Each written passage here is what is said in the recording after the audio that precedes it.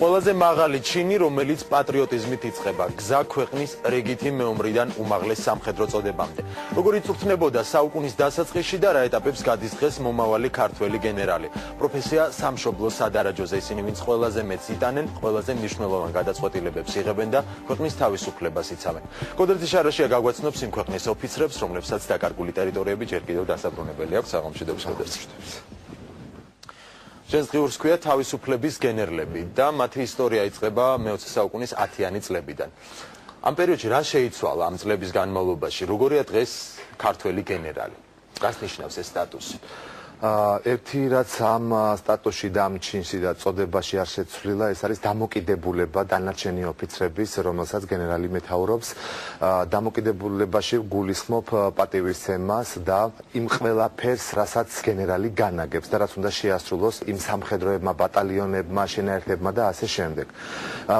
კიდევ ერთი რამ, რაც არ შეცვლილა, ეს არის სწავლების მეთოდი. ყველაფერს გადიან დღეს ქართველი ოფიცრები, საგნებს, ვარჯიშებს, რასაც თავის დროზე, თუნდაც საუკუნის დასაწყისში გადიოდნენ ქართველი ოფიცრები, რომლების შემდეგ უკვე გენერლები გახდნენ. ჩვენ ფილმს დავარქვით თავისუფლების გენერლები და აქ საუბარი იქნება იმ გენერლებზე, რომელთაც თითქმის საუკუნე აშორეთ ერთმანეთისგან. აქ საუბარია 18-21 წლის გენერლებზე, ქართველ გენერლებზე, თუ როგორ ხდებოდნენ ისინი გენერლები და რა უნდა გაეკეთებინათ მაშინ იმისთვის, რომ გენერლები გამختარიყვნენ. დღეს ვაკეთებ თუ როგორ გამოიყურება ქართველი გენერალი და როგორ იწრთობა დაუშვათ ახალგაზრდა, ეს იქნება ჯარისკაცი თუ ეს იქნება სამოქალაქო პირი, რომელსაც სურს გახდეს ოფიცერი.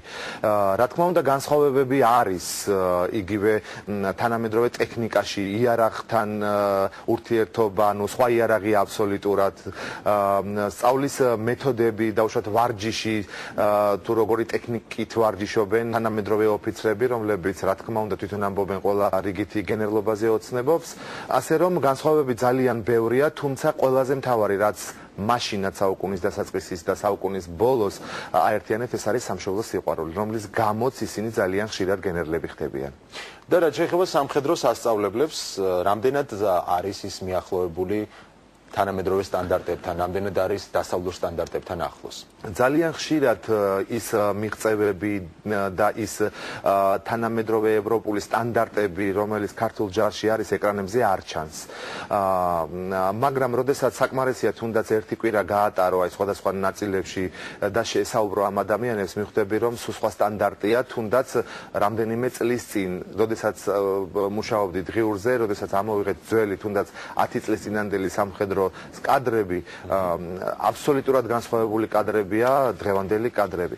აქ საუბარია მიდგომაზე და იქ რესპონდენტები ამბობენ, რომ იცით რა განსხვავება იქნებაო ძველ და ახალ გენერალს შორის, რომ ახალმა გენერალმა მტერი განათლებით და ცოდნით უნდა დაამარცხოს. ეს ძალიან მნიშვნელოვანი რამ არის, როდესაც ქართველ ოფიცერს იცოდინება ინგლისური ენა, კომპიუტერი და მას ექნება აბსოლუტურად მაღალი სტანდარტის განათლება.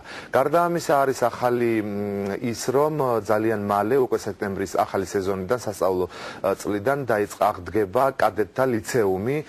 ეს ძალიან მნიშვნელოვანი იყო, სხვადასხვა კადეტთა ეს სკოლა დამთავრებული ჰქონდა ძალიან ბევრ გენერლებს საუკუნის დასაწყისში ქართველებს. ამიტომ ეს მნიშვნელოვანია, მხოლოდ თუნდაც იმისთვის, რომ ის ვინც შემდეგ ამ კადეტთა კორპუსის დამთავრების შემდეგ შეიძლება არ გახდეს სამხედრო პირი და დარჩეს როგორც სამოქალაქო, თუმცა მას გარკვეული წარმოდგენები უკვე ექნება რა არის იყო სამხედრო, როგორ უნდა მოექცეს იარაღს და ასე შემდეგ. და კიდევ ერთი ახალი სასწავლო წლიდან დაიწყება კიდევ ერთი ახალი საგანი, ეს არის პატრიოტული საგანი და მას ესე ქვია სამოქალაქო თავდაცვა და უსაფრთხოება, სადაც სტუდენტები გაივლიან სხვადასხვა კუთხით აი უსაფრთხოებას და აბსოლუტურად როდესაც უკვე სკოლას დაამთავრებს, ეს იქნება გოგონა თუ ვაჟი, მას უკვე გარკვეული გამოცდილება ექნება იარაღთან ურთიერთობის. დიდი მადლობა გოდერძი. სამხედრო სტატუსი, რომელზეც ქვეყნის თავისუფლება დგას, სახელმწიფოს ღირსების დასაცავად ჩაცმული მუნდირი და ქართველი გენერლების ისტორია ვნახოთ ჟურნალისტის ღიურში.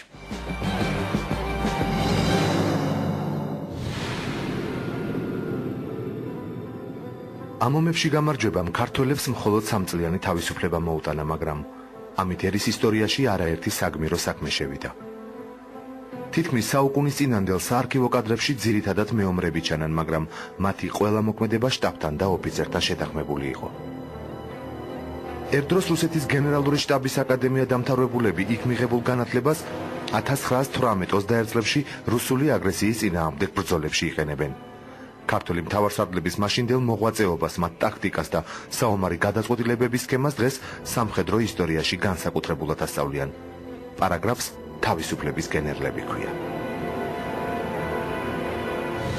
გიორგი კვინიტაძე ქართულ არმიაში 1918 წლიდან მსახურობდა.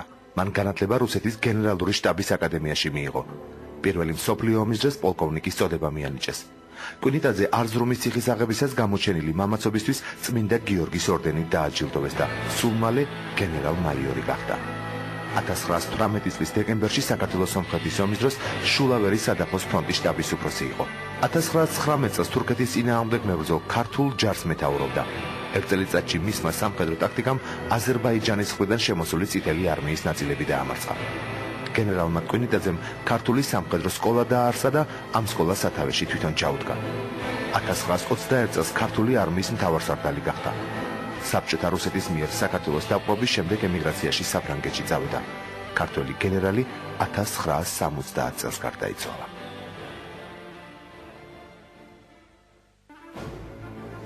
ალექსანდრე ანდრონიკაშვილი 1918 წლის შემოდგომიდან 1919 წლის გაზაფხულამდე ქართული არმიის გენერალური შტაბის უფროსი იყო. გარკვეული პერიოდის განმავლობაში ქართული სამხედრო სკოლის უფროსად მუშაობდა. სამხედრო მამაცობისთვის მან წმინდა გიორგის ჯვარი მიიღო. საბჭოთა ხელისუფლების დამყარების შემდეგ ემიგრაციაში არ წასულა და კომუნისტების წინააღმდეგ ბრძოლას განაგრძობდა. ალექსანდრე ანდრონიკაშვილი სამხედრო ცენტრის ერთ-ერთი ხელმძღვანელი იყო.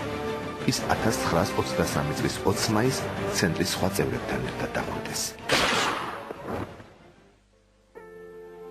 გენერალმა ალექსანდრე ჩხეიძემ თბილისის კადეტთა კორპუსი დაამთავრა. პირველი მსოფლიო ომის დროს კავკასიის ფრონტზე იბრძოდა. საქართველოს გასაბჭოების შემდეგ პოლონეთში წავიდა და პოლონეთის არმიაში მსახურობდა. მას არაერთი მხედრული მამაცობა დაუფასეს და 1923 წელს გენერლის წოდება მიანიჭეს. 20-იანი წლების დასასრულს ქართველ იუნკერთა კავშირი შეიქმნა. მაშინ ჩხეიძე კავშირის საპატიო თავმჯდომარედ აირჩიეს. 1929 წელს წითელი არმიის მიერ ლვოვის დაკავებისას იგი ტყვედ ჩავარდა. გენერალი სამწლიანი ტყვეობის შემდეგ დახვრიტეს. 1905 წლებში რუსეთ-იაპონიის ომში გიორგი მაზნიაშვილი დაიჭრა.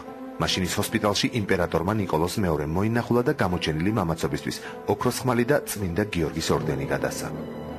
მაზნიაშვილი პირველი მსოფლიო ომის დროსაც დაიჭრა და იქედან საქართველოში დაბრუნებულმა ორი ქართული დივიზია შექმნა. მაზნიაშვილმა მაღალი სამხედრო განათლება არაერთი საბრძოლო მოქმედებების დროს გამოიყენა. 1918 წელს ჩოლოქთან თურქეთის ჯარის წინსვლა შეაჩერა. კონტრშეტევაზე გადავიდა და ბათუმი გაათავისუფლა. იმავე წელს აფხაზეთის გენერალ-გუბერნატორად დაინიშნა. მოგვიანებით 1921 წელს მარტში უკვე თბილისის გარნიზონის უფროსმა თურქები ბათუმიდან განდევნა და ეს კუთხე ისევ საქართველოს შემადგენლობაში დარჩა.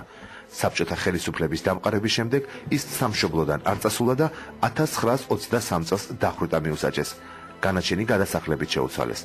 პარიზიდან სამშობლოში 5 წლის შემდეგ დაბრუნდა და გენერალი 1927 წელს მაინც დახვრიტეს. თავისუფლების გენერლების მაგალითებს ახლა სამხედრო აკადემიაში მომავალ ოფიცრებს დეტალურად ასწავლიან.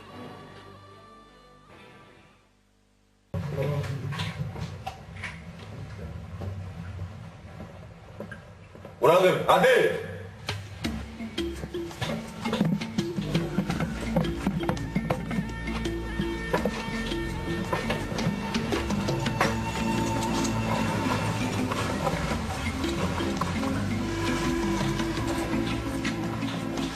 ქართული არმია დილის 6 საათზე იწევს.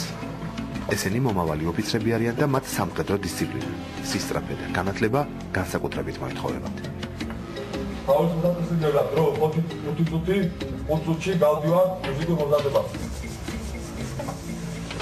სამხედრო აკადემიის მსმენელობიდან ოფიცრობამდე გზა საკმაოდ რთულია.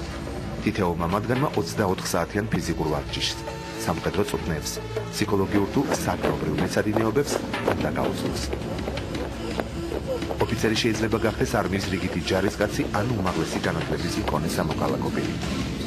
თავდაცვის ეროვნულ აკადემიაში სწავლების პირველ ეტაპზე განსაკუთრებული ყურადღება მომავალი ოფიცრის ფსიქოლოგიურ მომზადებას ეთმობა. ოფიცერმა, მეთაურმა, ქვედანაყოფის დანაყოფის თუ ნებისმიერი სამხედრო ნაწილის მეთაურმა აუცილებლად უნდა იცოდეს ჯარისკაცის პიროვნება.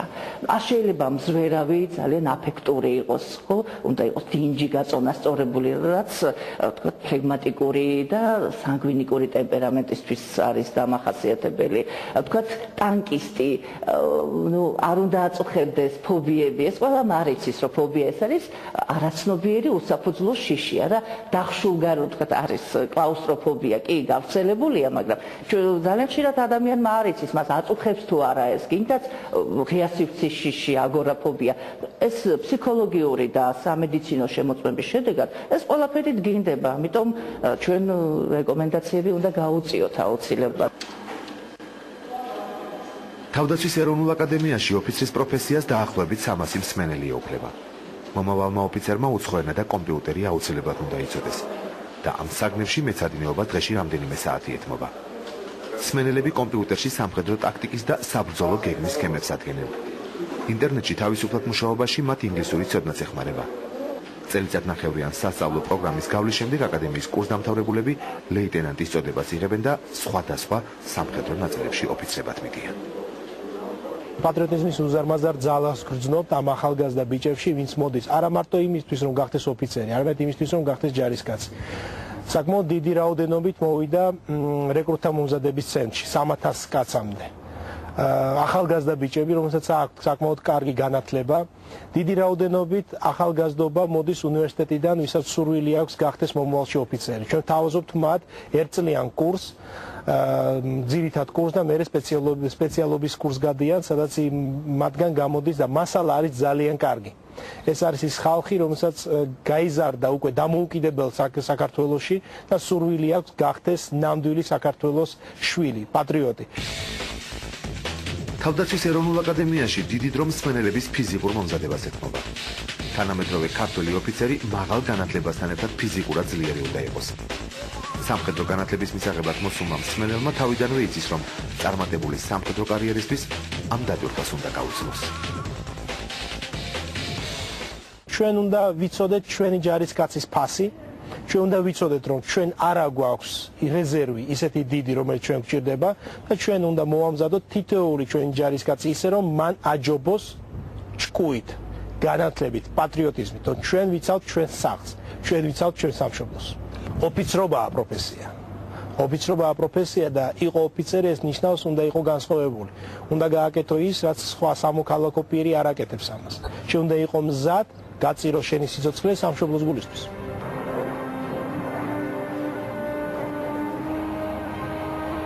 ქართული არმიის სამხედრო წვრთნები უკვე რამდენიმე წელია ევროპული სტანდარტებით მიმდინარეობს. აქ ყველა დეტალი გათვლილია და სამხედროების სრული სიზუსტით მოქმედებენ. სამხედრო მანევრების საბოლოო შედეგი მის წინასწარ დაგეგმვაზეა დამოკიდებული და ამაში მთავარი როლი მაღალი რანგის ოფიცრებს მიუძღვით. ამ საკითხს მომავალ ქართველ ოფიცრებს თავდაცვის ეროვნულ აკადემიაში დეტალურად ასწავლიან.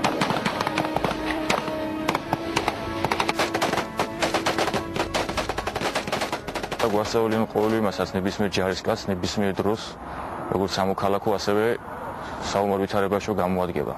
დაწყებული პირველი სამედიცინო დახმარებიდან დამთავრებული როგორც თქვენ წეგან აღნიშნეთ სამხედრო ისტორიით.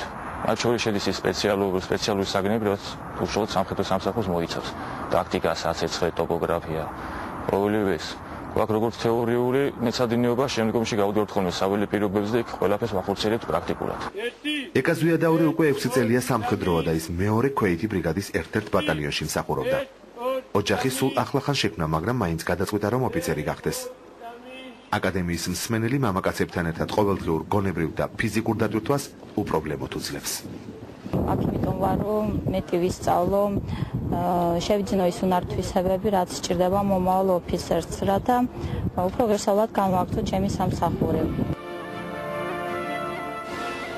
ახალი სასწავლო წლიდან კადეტთა სამხედრო ლიცეუმი შეიქმნება, სადაც გაძლიერებული სამხედრო სწავლება იქნება. პირველ ეტაპზე ასეთი ლიცეუმი ქუთაისში გაიხსნება და სასწავლებელი 100-მდე მოსწავლეს მიიღებს. სურვილთა შერჩევა რამდენიმე თვით ადრე დაიწყება. ძალიან მნიშვნელოვანი არის რომ ამ ასაკში მოსავლემ მიიღოს გამოცდილება საკუთარი ქვეყნის შეიარაღების შესახებ, საკუთარი ქვეყნის სამხედრო ისტორიის შესახებ და როდესაც მან ეს ყველაფერი იცის, დიდი შანსი არის, რომ ისინი მიხვდნენ, რამდენად მნიშვნელოვანია ქვეყნისთვის, იყო შენი ქვეყნის ჯარისკაცი, ემსახურებოდა შენს ქვეყანას და აქედან გამომდინარე ჩვენ იმედი გვაქვს, ძალიან ბევრი მოსავლე მიიღებს გადაწყვეტილებას, რომ შემდეგში მათი კარიერა იყოს ოფიცრის კარიერა და ისინი ამ კუთხით, რასაც ქვია სამხედრო კუთხით ემსახურონ თავიანთ ქვეყანას და დარწმუნებული ვარ, ძალიან ბევრი ეს პირველი მოსავლეები, პირველი კადეტები მომავალში იქნებიან ძალიან ბევრი ღირსეული ოფიცერი და რა თქმა უნდა იმედოვნებ, რომ გენერლების ყოლება შემადგენლობიდან. 15 წლის ირაკლი ციცვიძე კადეტთა ლიცეუმში გადასვლას გეგმავს. მე-19 კლასელი სასწავლებლი წარმატებით დამთავრებას აპირებს და ოფიცრის კარიერისთვის ემზადება. ამაში ხელს დედაც უწყობს, რომელიც ქართულ არმიაში უკვე წლებია მუშაობს. როცა ირაკლი ლიცეუმში გადავა, ქალბატონიეკა ტრანსფორმაციის 3-თვიან საწვრთნელ კურსებზე წავა. ჯარისკაცობა ირაკლის დასაც აქვს გადაწყვეტილი. ბავშვობიდან მინდოდა ჯარისკაცობა.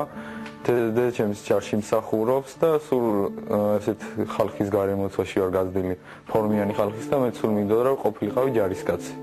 და ამიტომ გადავწყვიტე, ამან იქონია დიდი ზეგავლენა ალბათ ჩემზე. ეს ისეთი პროფესია, რომ ნამდვილად არ შეიძლება დააძალო ბავშვს, თუ ეს შინაგანად არ მოდის. იმიტომ რომ სამხედრო უნდა იყოს დამოუკიდებელი, არა დედის კალთას გამოკიდებული. და ზუსტი რომ ეს ირაკლი მაირჩია. ერთი მხრივ მე დედა ვარ, არავინ არ თქვას რომ მე არ ნერვიულობ, იმდენად საპასუხისმგებლოა, მით უმეტეს ჩემი კონტროლის ქვეშ არის 15 წლის არის ეს ისეთი ასაკია და მეორე მხრივ მართალი გითხრათ, მე მიამაყება კიდევაც და მიხარია. ეს არის სასწავლო. განათლების სისტემაში კიდევ ერთი ახალი საგანი დაინერგება. სამოქალაქო თავდაცვა და უსაფრთხოება. პილოტური სწავლება 15 სკოლაში უკვე მიმდინარეობს. ახალი სასწავლო წლიდან ბავშვები საგზაო სამედიცინო უსაფრთხოებასთან და იარაღთან ელემენტარული მოქცევის წესებთან ერთად ქართული არმიის ისტორიას და თანამედროვე შეიარაღებას შეისწავლიან. აქაც დიდი მნიშვნელობა აქვს ამ საკითხის მოსავლეებისთვის, როგორც არის მე-9, მე-10, მე-12, მათ ქონდა წარმოდგენა ზოგადი ელემენტარული სამხედრო ცხოვრების შესახებ, საქართველოს შეიარაღებული ძალების მიმოხილვა სამხედრო თემატიკები ელემენტარული, როგორც არის ტოპოგრაფია, როგორც არის პირველად სამედიცინო დახმარება, საცხოვრე მომზადება და ასე შემდეგ. გენერალი დევი ჭანკოტაძე გაერთიანებული შტაბის უფროსია. შეიარაღებულ ძალებში ყველაზე მაღალი წოდება აფხაზეთის ომის დროს მიიღო. ის მაშინ ეროვნული გვარდიის შტაბს ხელმძღვანელობდა. გენერალ-მაიორი ამბობს, რომ წოდებამდე საკმაოდ რთული და მძიმე გზა გაიარა. ორი დიდი ვარსკვლავის უკან სერიოზული პასუხისმგებლობა დგას. სამშობლოს თავისუფლების დაცვა. ეს არის უმაღლესი სამხედრო წოდება, ყველა შენი თანამშრომელი სამხედრო მოსამსახურე ყველა გიყურებს, ყველა იღებს შენგან მაგალითს, შენ უნდა იყო იდეალი ნებისმიერ სამხედროს. მას ბუნებრივად ეს ბუნებრივი თვალისწინებს იმას, რომ ეს არის ძალიან დიდი პასუხისმგებლობა. რა თქმა უნდა, მას სჭირდება შესაბამისი განათლება, შესაბამისი საბრძოლო, გაიქნება რომ საბრძოლო გამოცდილებაც კონდეს და შესაბამისად დაუნდებაც უნდა კონდეს გენერლის დაუნდება. ამჟამად ჩვენ შეიარაღებულ ძალებში გვაქვს 6 გენერლის დაუნდება, ამიტომ სამი ადგილი კიდე ცარიელად თუ დაიმსახურებს სამშობლოს წინაშე მიიღებს გენერლის წოდებას. გენერლის საქმიანობას ოჯახში მხოლოდ პატარა შვილიშვილი აპროტესტებს. ბაბუისგან მეტ დროს და ყურადღებას ითხოვს. გაერთიანებული შტაბის უფროს შვილიშვილის ფოტო სამსახურის მაგიდაზე უდევს. გენერალი ამბობს, რომ წარმატებული ოფიცრობისთვის ბევრი შრომა და მაშინ ეს დაუფასეს. არის ეგეთი პროფესია სამშობლო დაიცვა. შესამშობლოში ჯარში მიდიხარ, შენ ფიქრობ იმაზე, რომ გენერალი გახდე, ოფიცერი გახდე, სამშობლო დაიცვა პირველ რიგში. ეს მარტო ჯარზე არ მოცელდებოდა, ეს ჩვეულებრივ სამოქალაქოს ვალდებულობა ნებისმიერ ადამიანის. ქართულ არმიას კიდევ ერთი გენერალი ყავს. დავით ნაირაშვილს ეწოდება რამდენიმე წლის წინ მიანიჭეს. ლენინგრადის სამხედრო კოსმოსური აკადემიის დამთავრების შემდეგ განათლების მიღება ამერიკის საშტაბო სამეთაურო კოლეჯში გააგრძელა. გენერალი ამბობს, რომ რამდენიმე წელიწადში საქართველოს ერთ-ერთი ძლიერი შეიარაღებული არმია ეყოლება. სისტემა კი არ არის მორგებული იმაზე, რომ შენ გახდე გენერალი. ჩვენი სისტემა არის მორგებული იმაზე, რომ ჯარი და ჯარისკაცი მართავდეს მომზადებული და გამოცდილი ოფიცერი და სერჟანტი. ეგ არის ამოცანა ჩვენი შეიარაღებული ძალების და გენერლობა ამ შემთხვევაში ეს უბრალოდ ის მნიშვნელოვანი მაგრამ არა ყველაზე მნიშვნელოვანი ამოცანა, რომელიც დგას ჩვენი შეიარაღებული ძალების წინაშე. განსაკუთრებით მინდა გამოვყო 18-21 წლების პერიოდი და ის ქართველი გენერლები, მართლა თავისუფლების გენერლები, თუ შეიძლება ასე უწოდოთ. მომავალი ოფიცრები ახლა სამხედრო ისტორიას გადიან. სამეთაურო საშტაბო კურსის ინსტრუქტორმა მათ აღმაშენებლის სარდლობის ისტორია უკვე აუხსნა. მათ შორის თუ როგორი ტაქტიკით დაამარცხა მეფემ 56,000-იანი ლაშქრით თურქ-სელჩუკ და 400,000-იანი ჯარი. თავისუფლების გენერლების საბრძოლო მოქმედების გეგმებს მსმენელებს რამდენიმე დღეში მოუყვებიან. ოფიცერი აუცილებლად უნდა იყოს პირველ ყოვლისა შინაგანად მტკიცე და კარგი პროფესიონალი. მე გულისხმობ როგორც სიღრმისეულ პროფესიონალის განათლებას, მოდი ასე ვთქვათ, ამავე დროს ზოგად განათლებასაც. და ქართულ ოფიცერს ეს მით უმეტეს მოეთხოვება.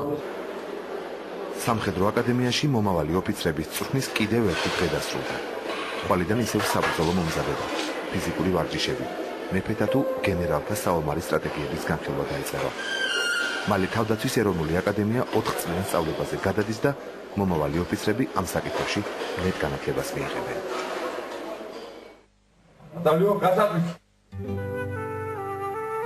ესენი ცოტა ხანში ოფიცრები გახდებიან და ლეიტენანტის წოდებებით სხვადასხვა საჯარისო შენაერთებში გადანაწილდებიან. სამხედრომ რიგითობიდან გენერლამდე 25 წოდება უნდა გაიაროს.